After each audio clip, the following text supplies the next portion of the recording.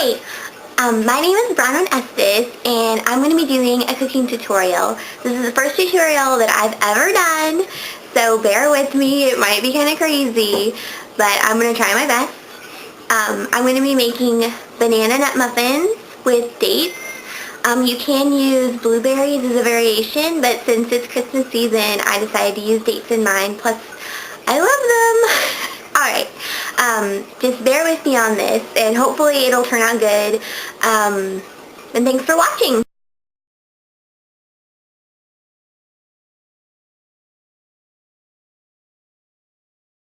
Now the first thing you want to do is you want to get a medium mixing bowl. These are KitchenAid, they're pink, and they're really handy, they're nice, they're durable. I got 3 different sizes in my pack. The first thing you want to do is you want to put your flour in. Now you really want to just, when you put the flour, spoon it into the measuring cup. So let's go ahead and pour that in there.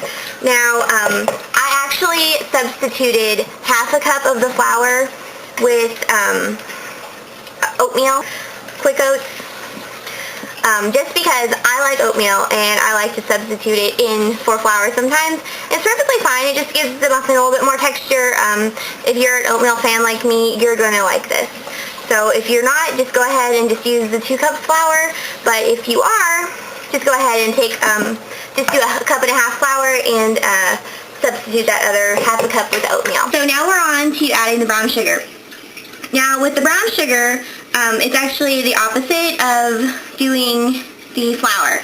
You want to actually spoon it in, but squish it down. Just squish, squish, squish the brown sugar into the measuring cup. Just because with brown sugar, it can actually make pockets in there, and you don't want to get not enough, because I don't know. It's just one of the cooking rules. Don't ask.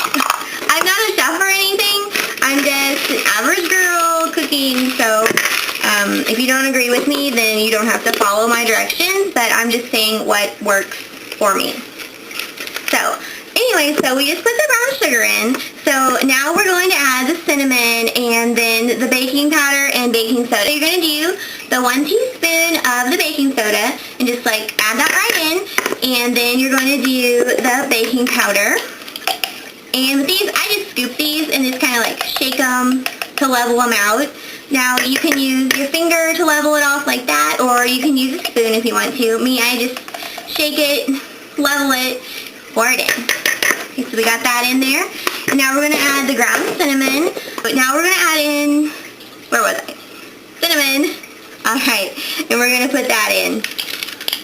And I just scoop that too and add it in. A little bit extra can't hurt because I really love cinnamon, and I don't know. I don't think it would hurt if it was just mounded over a little bit. Okay, next we're going to combine the bananas, the egg whites, and the vanilla in a separate bowl. Just use a smaller bowl for this. I just used the next size down on my pink bowls. But anyways, I just want to share a little tip. If you're making something and it calls for the egg yolks, and you have to separate the eggs out, go ahead and save the egg whites. These are egg whites right here. I froze them in my freezer. It's perfectly fine to do.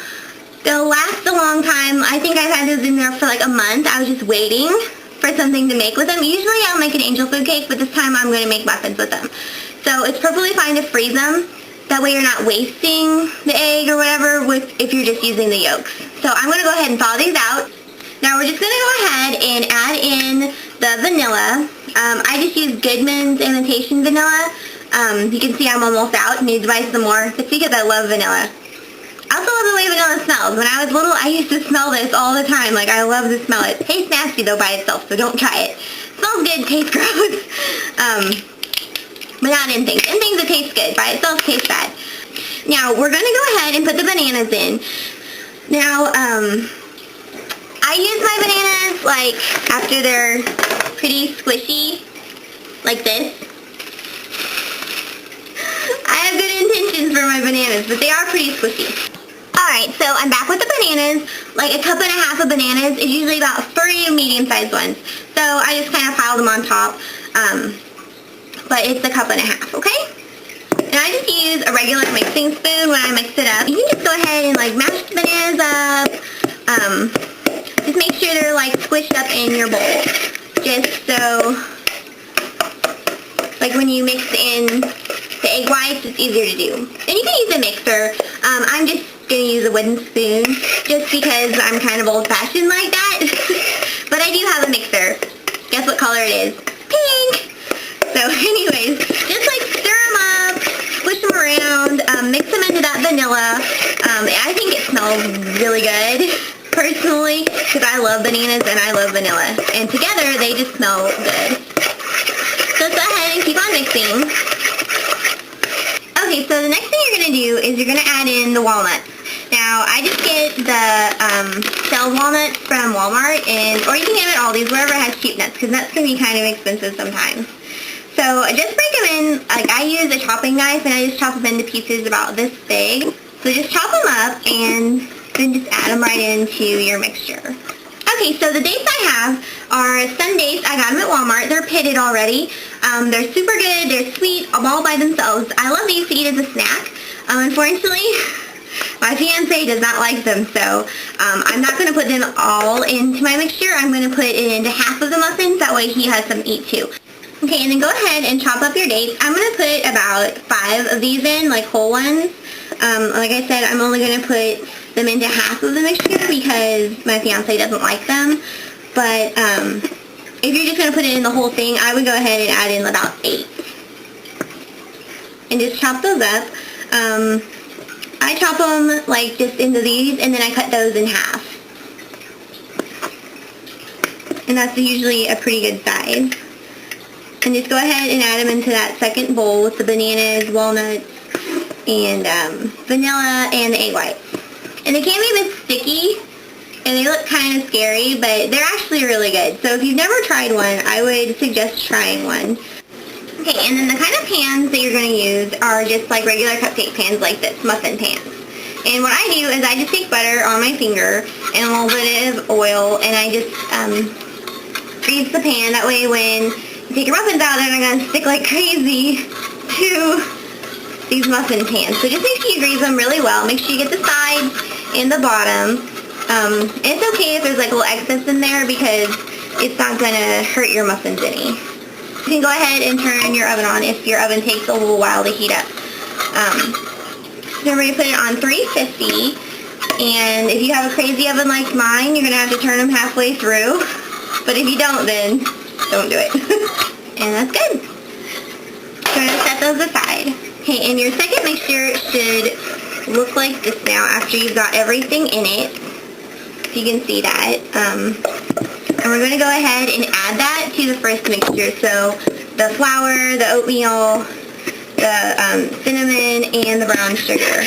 And we're going to add that to it and mix it up till it's all smooth. You don't want any lumps in it or anything. You don't want to over-mix it or they'll be kind of flat and heavy. So just mix it until it's smooth, but don't mix any more after that. Like I said before, I do like the cooking usually the more old-fashioned way. Like I do everything from scratch usually, or I try to. But anyway, so I'm just going to use a spoon to mix this up. You can use a mixer like I said, but just be careful you don't over-mix it. So just like mix it up really good until it's all mixed in there good. It's going to be kind of sticky looking, but it's also going to smell really good, and when it's done baking, it's going to taste really good, I promise. As long as you followed my steps. So just mix that up really good. And that is about as mixed as it's going to get. Don't mix it anymore after this, or else it's going to turn out a little bit heavier and won't be as fluffy and nice as it should be. So just set that down, and now we're going to put it into the cups. Okay, and when I spoon it in, I usually don't fill it all the way to the top. That way it has room to rise. Just fill it about like 3/4 of the way up. That way that they'll be nice and rounded when they're done and not like overflowing into the other one. So about that much is usually how much I put in.